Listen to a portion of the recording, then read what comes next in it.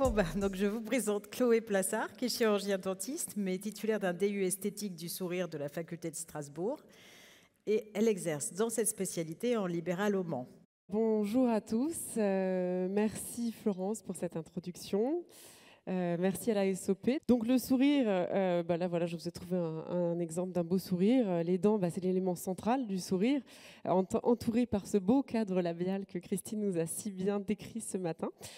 Et alors pour analyser pourquoi ce sourire est beau, il y a tout un tas de critères. On va parler tout à l'heure d'analyse esthétique. Et il y en a un qui est un petit peu étonnant. Donc voilà, comme une anecdote, je voulais vous le présenter. C'est la règle du nombre d'or.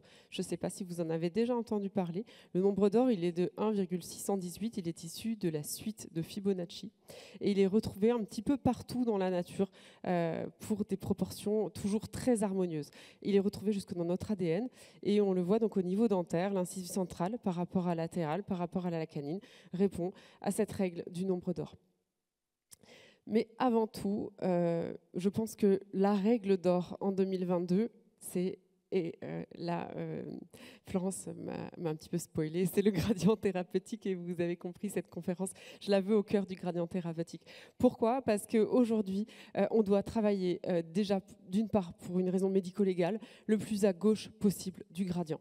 Hein, c'est fondamental. Plus vous avancez dans le gradient thérapeutique, plus déjà vous allez prendre des risques, plus vous allez transpirer, moins ça va être facile. Et finalement, quand on travaille très à gauche, alors l'orthodontie, je le disais encore à Christine hier soir, moi j'ai raté ma carrière, j'aurais dû faire orthodontiste finalement, on fait tellement de choses avec l'ortho.